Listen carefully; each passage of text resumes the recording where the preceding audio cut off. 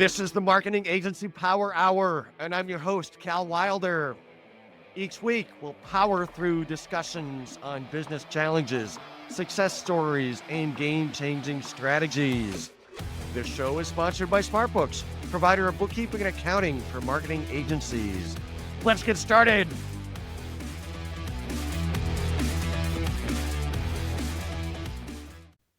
I'm excited and curious to learn from today's guest. He's a marketing leader, a thought leader, a strategic visionary, and an award-winning creator.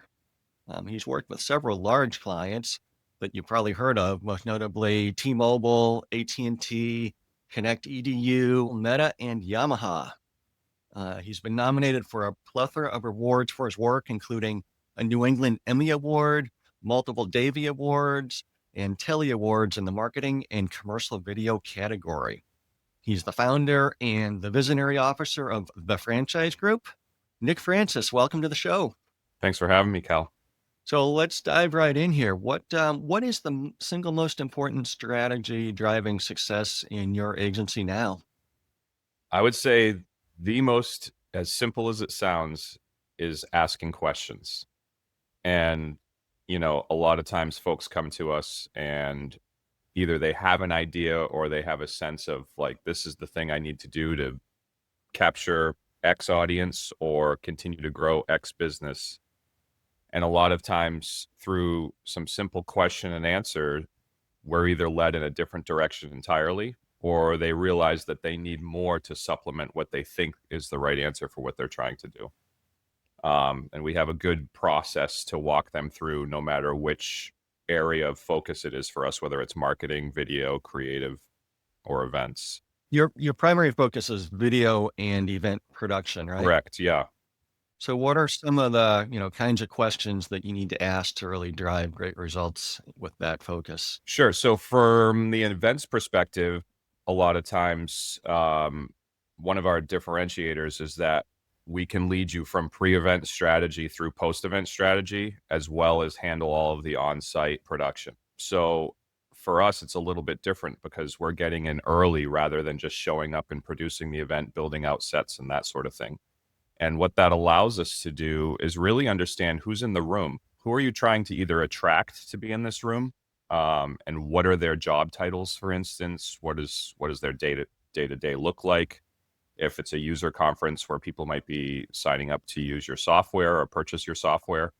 And, what are you hoping to do by attracting them to your event? Is it engage in upselling while they're there? Is it learning about new features? Is it getting feedback from them? These are all the types of questions we like to ask to sort of see, what are the behaviors you're looking to capture and what are the people that you're looking to have in the room?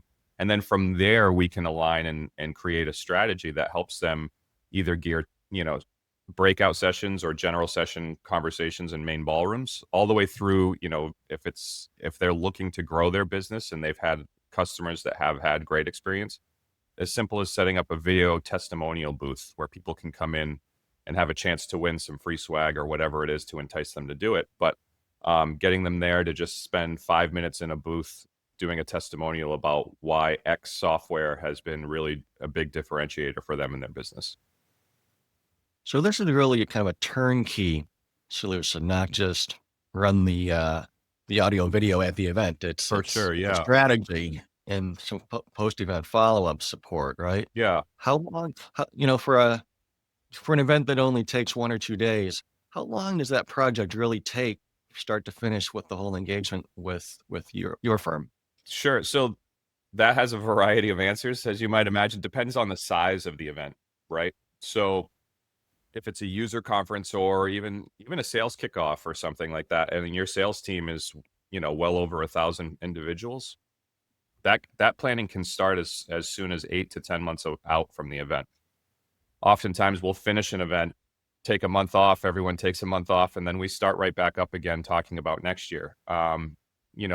The pace of that is sort of spread out at the beginning, but as we get to be, 4 months, 5 months out, that might become every other week and sometimes every week as a weekly stand-up, just to check in and make sure we're, crossing our T's and dotting our I's. And then again, it depends on the deliverables too. So sometimes we're handling full strategy where we're doing all of the things on site that might create and add value to your marketing pipeline over the next 365 days leading up to next year's event. So there's a lot of pieces that could go into that event, or it might just be as simple as having a main stage with content and keynote speakers, fireside chats, that sort of thing. And that's more straightforward. All of that said, we've pulled off events in a month where someone has had a bad experience either with in-house AV or another vendor, and they've come to us looking for us to save the day. That's not the ideal situation, but we can ramp up pretty quickly with our team and get in there and create positive approach and positive results. Do you tend to ever partner with other agencies, or this tends to be direct with the end client only? No, absolutely. We're not afraid to white label at all, or even have a seat at the table if other agencies don't offer event services, but have a lot of clients that are asking for it, or they see some value in other services they're delivering. Where if they had a piece of the event, they could just create more opportunity for their client and for themselves as an agency. So that's something we do all the time. We have several that we work with annually and have for several years now that are located across the United States. Without asking you to share any secret sauce, if there's somebody listening here who doesn't have the budget to hire you or your firm because their event really isn't that big, Sure. as you tend to work with, what are some of the key things that they should keep in mind when they're trying to plan and execute their event and follow up? I'd say the areas where you have a lot of touch points and early touch points at an event are the most crucial. So making sure your attendees have a positive experience if there's a venue where they might be staying, if it's an overnight event, for instance, versus a one-day event. Make sure they have a positive experience at check-in. It starts there, right? Them getting to the hotel or venue, in a safe manner, in a manner that is easy to manage, because traveling can be stressful for a variety of reasons. That's the first touch point in a lot of ways. Second is make sure the registration process is thought out and well staffed. That's your second touch point, and really the first engagement with your organization from the entry level of the event, like the first point of contact.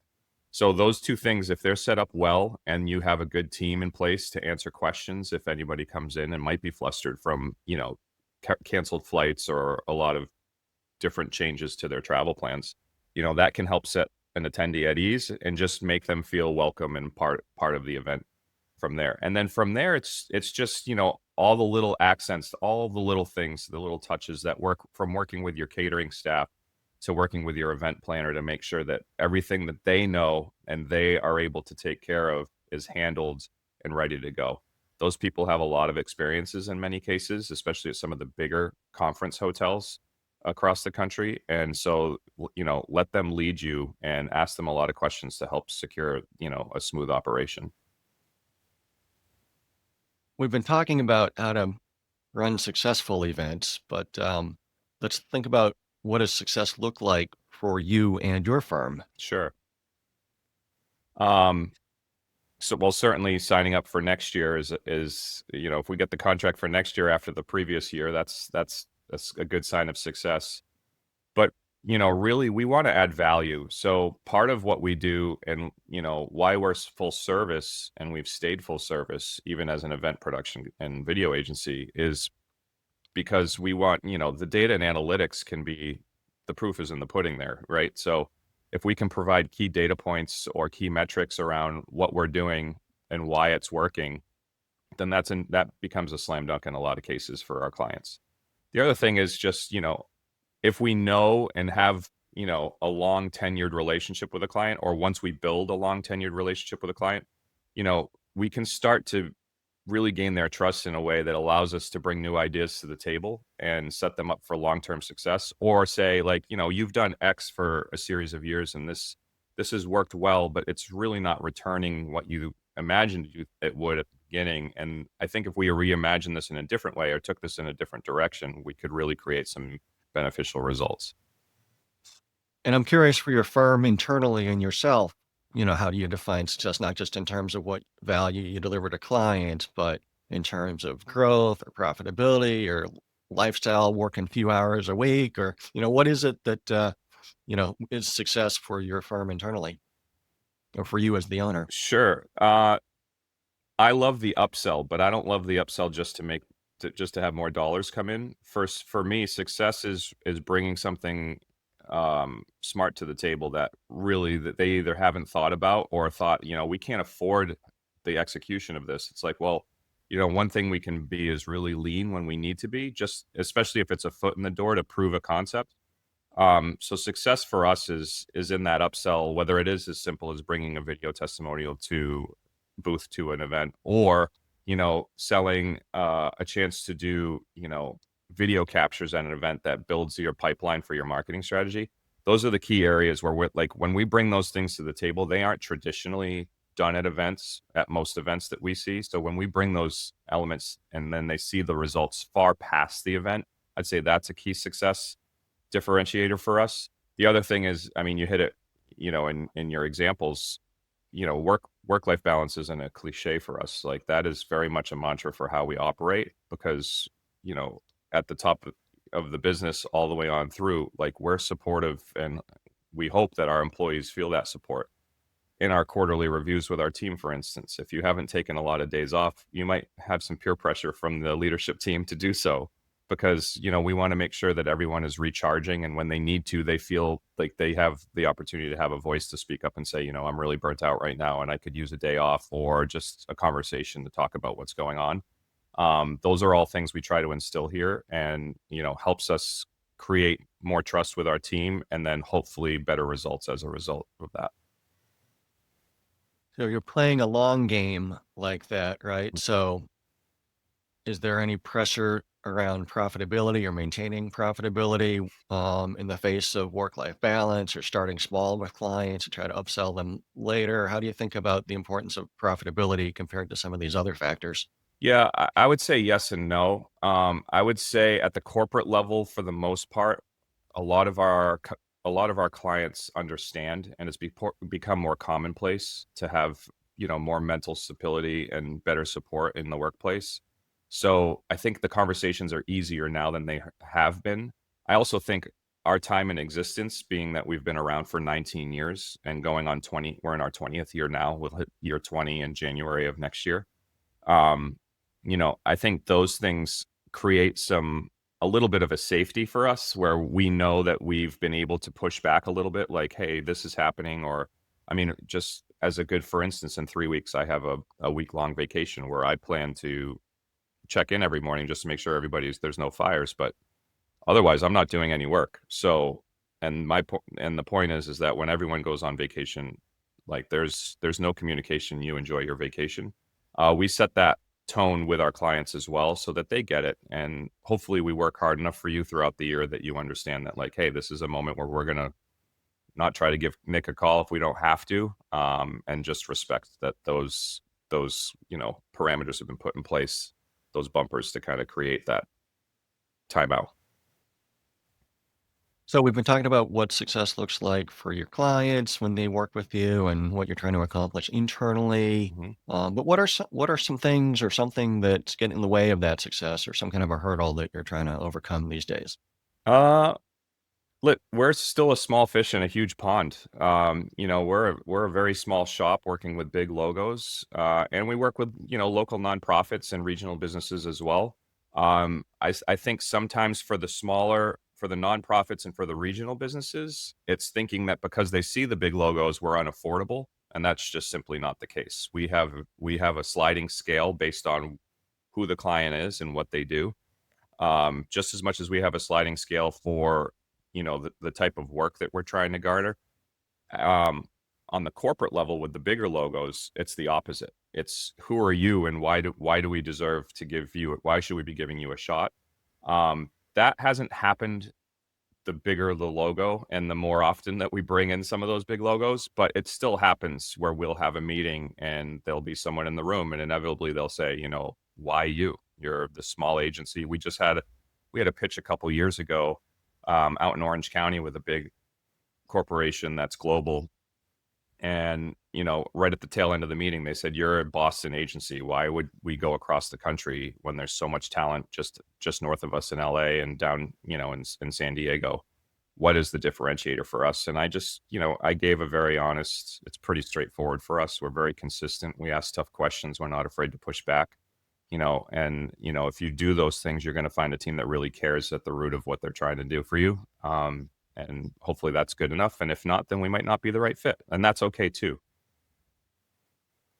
Yeah, I've had similar challenges occasionally at SmartBooks where we're in the, bookkeeping, accounting, finance, tax space. And, we try to market capabilities that we have. And sometimes we talk to a smaller, earlier stage business or a smaller business that isn't really into, growth and taking over the world. And they just assume that, we're going to be way too expensive and overkill for their needs. Mhm. When in reality, we may be geared very well to meet their needs, but we need to kind of balance marketing our capabilities versus having a perception that we're a good fit for a smaller business that in fact we probably would be a good fit for. We used to market to the mid-market a little bit too, but we've really focused on the small to mid-sized business, kind of the 500,000, 10, 15 million kind of business is kind of our sweet spot. So we've kind of tackled that problem by narrowing the focus a little bit, Mhm. but it's definitely been a challenge for me as well, is the messaging to make sure that we're not turning off people in our target audience by overselling capabilities and whatnot. Yeah, for sure. I'd say two things to what you just said. One is, like, we always encourage the conversation. Like, just ask. There's no hurt in, asking, like, hey, can we have a conversation about what we're trying to do and see if you're a good fit? The other thing is I'm not someone that wastes time. So if we're not a good fit, I'm going to tell you. If we are a good fit, I'm also going to tell you. Or if I have someone, like, say, this sounds like something that Cal could handle, like, and I have the perfect person for you. Like, that's something that we're not afraid to do too. We built a good network over the last 20 years. So, I think we have a solution in most instances. So, like I said, I always encourage a conversation just to see. So given I'm in the finance space, I got to ask you at least one question Sure. around finance and accounting. Like, how do you go about managing finance and accounting in your business? So we have a great accountant and a bookkeeper that handles that sort of thing. The bookkeeper works for the accountant, and they just sort of, check in monthly, and then a bigger check in quarterly, and then annually, obviously, with our taxes. And then we have Sarah on our team, who is our finance and operations director. She's a game changer for us. She's been with us since the start of 2017, I want to say. And that took me out of a shoebox, literally. I mean, I'm a creative, so it's not that I'm not organized. I do but it's all in a compartment and it just stays there. So to some level, it isn't organized. She completely flipped our business on its end. There's a spreadsheet for every question we might have as an organization when we're trying to grow the business or grow an account. She's already gotten ahead of it and created a spreadsheet to see where the opportunities might be. And she truly has been the reason the business has had some great stability over the last several years. That's great that she's able to manage all that so well for you. Yeah. How do what is it that you as the owner still like to get as far as metrics and reporting to get comfortable that the business really is on track? Yeah. How do you balance, delegating to somebody who's really good, but not abdicating all the responsibility since you still are the business owner with the most to gain and the most to lose? Sure. So we have a weekly finance meeting, first of all, and that just keeps us on track with overdue invoices, folks to invoice, what projects are upcoming. Kind of allows us to check our hit rate document to see, what's on the horizon, what have we pitched, what deserves a follow up. And there, our finance team is 3 people that meet weekly, and then once a month we get together in person and have a bigger meeting where we sort of deeper dive into some of those things. But for us, really, what changed it for us, and this is a pretty recent adoption for us, as crazy as it might sound, is that we have, from a cash standpoint and from an accrual standpoint, monthly, we have a goal of no loser months. So we're trying to stay in the black. Through the pandemic, that proved to be very challenging, and even coming out of that, it was really hard to sort of get our feet back under us in a lot of ways, especially as a small agency. So adopting, sorry, that philosophy and really trying to hit an accrual and cash basis of no loser months has been a target and personal goal of mine from a business development standpoint. Given your focus is managing in-person events, how did you navigate through COVID for that year or two when there weren't very many of those happening. Right. Well, I mean, I would say that it was sort of born out of the idea of never being comfortable and never stop innovating, which was a good check, I think, for a lot of people to think about. For us as an agency, we doubled down. So we had a green screen studio, a two-wall cyclorama, and right behind that in our office, we partnered with another agency to bring in a full broadcast suite. And so we did that starting in May of 2020, so not even a month and a half into the pandemic. And that allowed us to use our in studio and that suite to broadcast and ingest a camera feed from anywhere in the world, output it to anywhere in the world, as well as bring, maybe a single CEO or a single keynote speaker safely into our studio where we had, created an environment that was ready to go virtually and put someone in front of a real camera in our studio for the same purpose. And so we really doubled down and invested in the virtual space, both from a video production standpoint and from an event standpoint.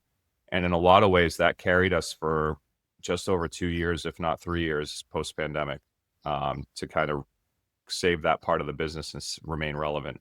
We scared some folks away at the beginning saying we were doing this, and you should consider the voice that you want to still get out there, and having some space to talk about what you're doing as an organization. People want to hear from you. Don't let this delay in a pandemic create further delay in your business.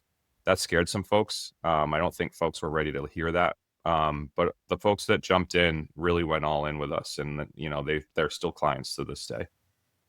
So instead of just using a simple Zoom meeting, you did a really professionally managed production for them. Yeah, I mean, we went through iterations for sure. We were sending 70-pound Pelican cases around the country, and executives started complaining that that was too much to lug up to their second floor walk up. So, how do we how do we make this easier? And we really just used technology that we use every day. We arrived at having iPads with a 4K camera built into it, and we built a rig that allowed it to go on a tripod with two lights on either side and a small shotgun microphone in the middle, and in some cases a lavalier microphone that they could clip on. And then we would talk them through a setup session to make their environment look good, and then would just record from there. And it allowed us to really stay on task with our video production team. Is that service still particularly utilized today? No, we've gotten rid of all the iPads. Hopefully, overshadowing the fact that we will never be using those again.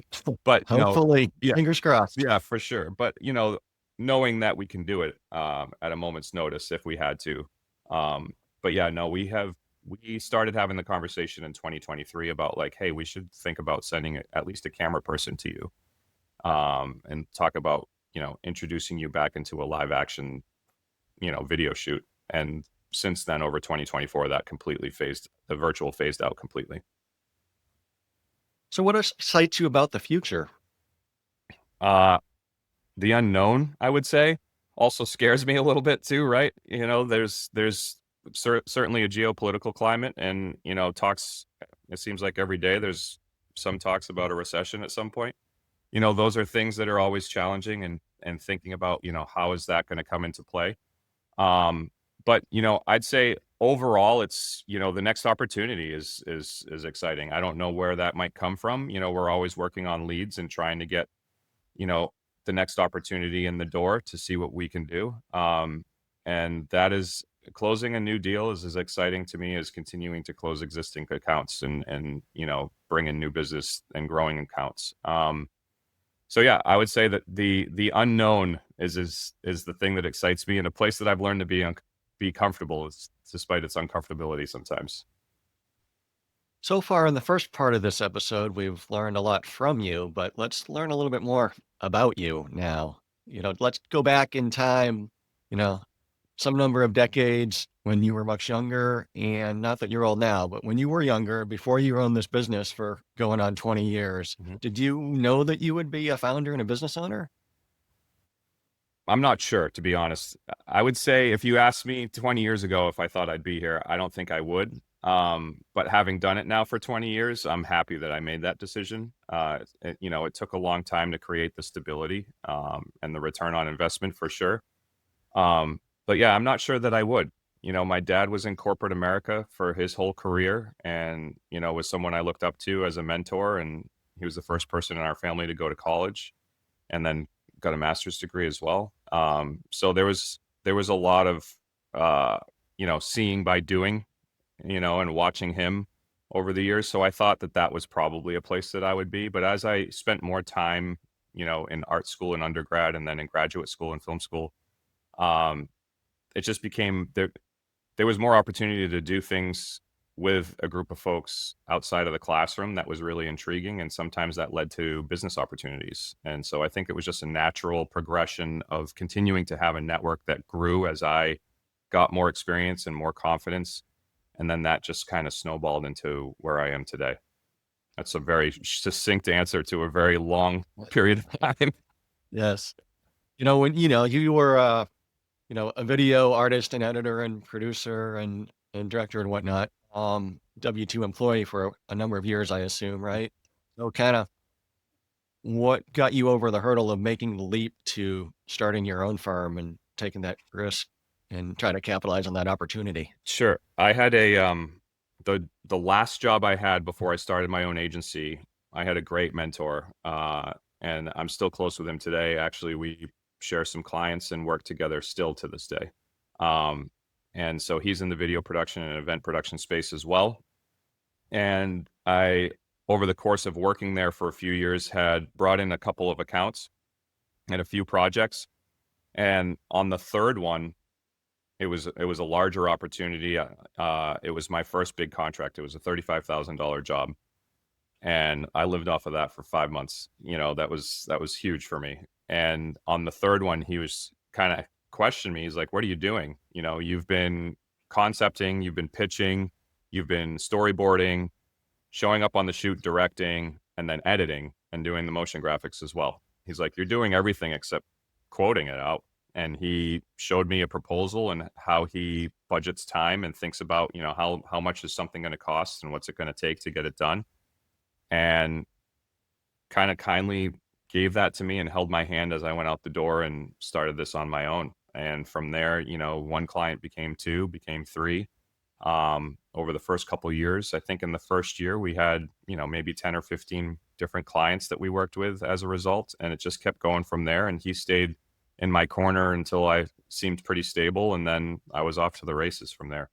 How do you make the decisions about staffing and hiring and employees versus contractors or full-time versus part-time and answering the question of everybody likes to ask, can I afford to hire an employee? I want to hire somebody, but can I afford it? How do you go about answering that question? I think for us, it's a little different, or maybe it's not. I haven't had conversations with agency friends about the staffing piece post COVID, but for us is creating as little risk as possible. When the pandemic hit, we made a decision like we weren't going to reduce hours. We're not going to lay anyone off.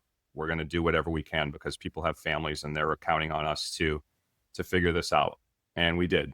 And we didn't have to reduce staff for hours, and it was fantastic. It was hard, but it was really nice to be able to do that. But for us, it's, we want to minimize the risk. So coming out of the pandemic, our thought was, well, we have a repository and a network of freelancers that we've built over the last, 10 to 15 years, and really leaning into them depending on the project. So it's project specific and a person's strengths that we will guide towards like the right person to make the right fit for this project. And that's something we've really dug into over the last year or two here. And so I'm not sure that we'll ever hire another employee. I can tell you we might have 50 freelancers at some point, but I'm not sure if we'll have another employee at any point. And that's not because we're looking to downsize or change our business model or grow as a business. It's just that it's a safer model for us. We have a core team that is, very capable and very qualified in key areas that allow us to supplement around them to make them that much better when we need to.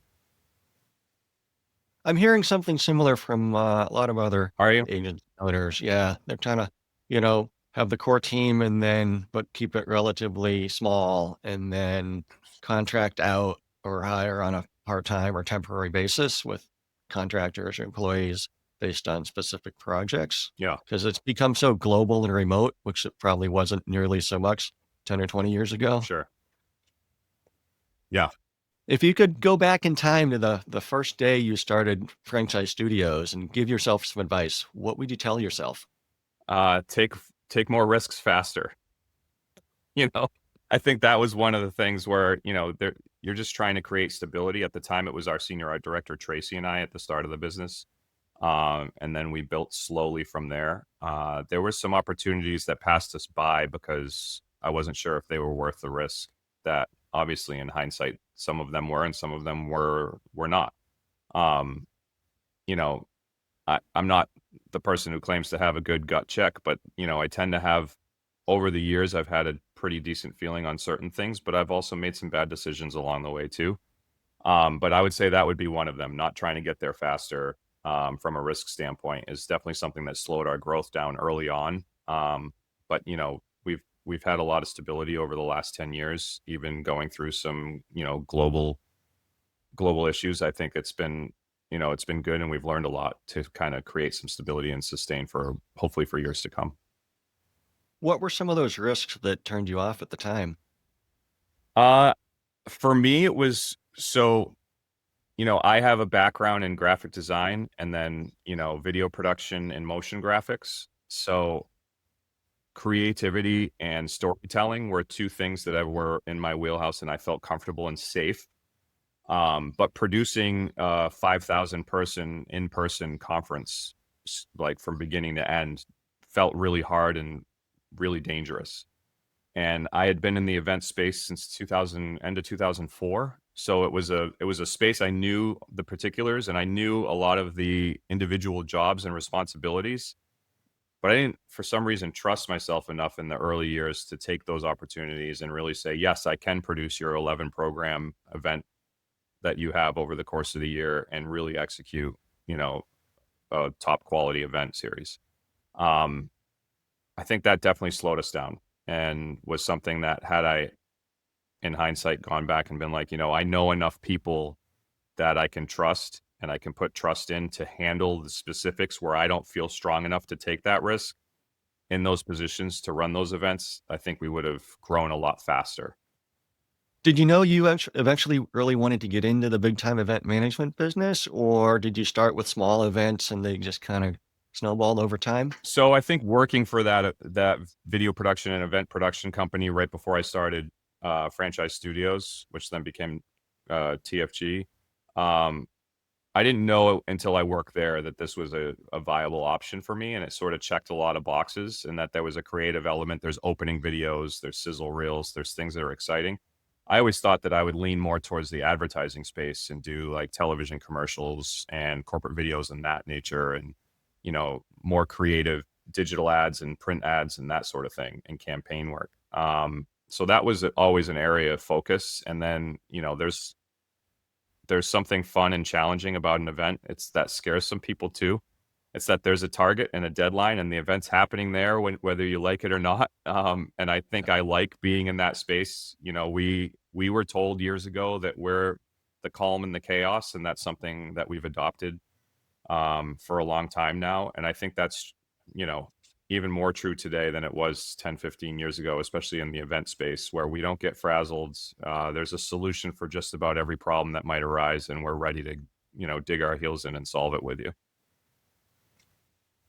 That's really cool. I'm glad you actually made that leap to build the franchise into what it is today. Thanks. Yeah, me too.